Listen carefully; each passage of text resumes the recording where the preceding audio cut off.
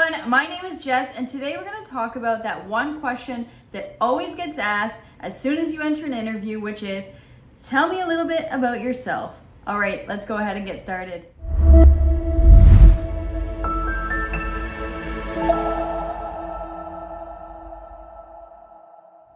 Alright everyone, welcome back to my channel. If you're new here, go ahead and hit that subscribe button below. It would help me out a lot, and you'll be reminded that every single Monday I do post new content.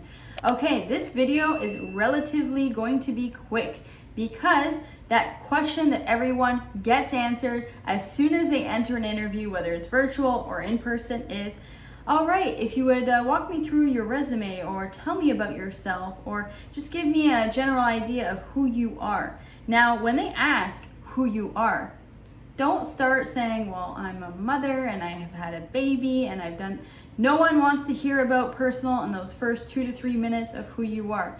This is your time to talk about your work experience and how it can relate to the job. So if you're with me right now and you are about to prep for an interview, go ahead and take your resume out, because I would strongly suggest that you take some notes on tell me about yourself and what you can talk about on your timeline. So grab your resume and start at the very beginning of your career. Now, if at the beginning of your career there's nothing relevant to this new job, then go ahead and exit it out, and you don't need to talk about that part of your career of delivering newspapers or whatever it might be. But talk about a career that has relevant experience to this new job. Now, you want to answer those questions, and I would actually write directly on your resume is, how long have you been there?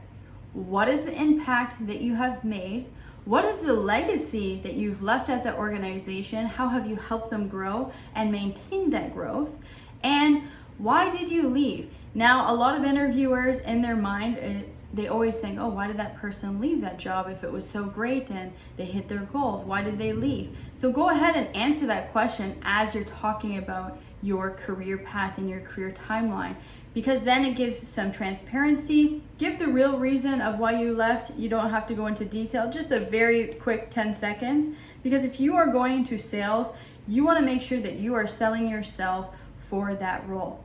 So when you talk about those key responsibilities in your timeline, you will want to talk about the key responsibilities that have some sort of correlation to the job that you're applying for, because nobody really cares if you've done certain key responsibilities that have nothing to do with this new job. So highlight those responsibilities that the manager would be like, oh, we could use that skill set for this type of role. Let them kind of hang off every single thing that you're saying when you relate it to that new role. And how do you know if those responsibilities match that new role? Well, you have the job posting. So go ahead and take a look at the job posting and really write notes and compare, how does my CV match the key responsibilities? And if you're just starting out, you're fresh out of school or changing industry, you can come up with different ways of selling, because I would say 90% of our life is selling. Whether you are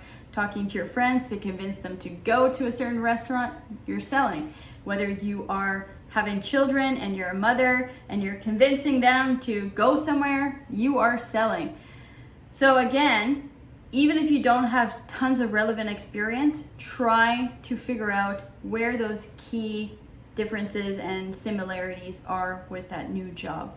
Now, when you are talking about your resume and your responsibilities, you want to look at, what did I do that can help that manager reach their goals? And I know in this first 2 to 3 minutes, you probably won't know that much about their goals, but you need to do research for this question. There are so many times that I've seen people answer this question and they don't prep. And this is the first time that you get to show your sales experience by selling yourself to that manager. And that manager is going to look at what type of skills that you have to reach the company goals, because clearly they get to hire someone new to reach new corporate goals. So take a look at what you can do to help them reach their goals. And at the end of your, I would say, timeline, as you're going through each thing, and mind you, keep it 2 to 3 minutes, but as you're going through each thing, at the end, you want to summarize everything that you said in 1 to 2 sentences to tell them why you would be the right fit in their organization. A lot of people end with this at the end of the interview, and typically the interviewer is headed to another interview. They don't really have time to listen. They've asked all their questions. So I really believe you should start with telling them why you would be a great fit and tell me a little bit about yourself. Now, if you have any questions, feel free to comment below. I'm happy to give any little tips and tricks, or if you've had other experiences where it has not worked out. But the number one thing is practice your pitch about yourself, especially if it's in a sales role, because you do not want to be stumbling. And if your job interview is remote, like a lot of interviews right now, you can take notes and you can have the notes right in front of you, but you don't want to be reading. You want to know what value you bring to the company through your timeline of your career.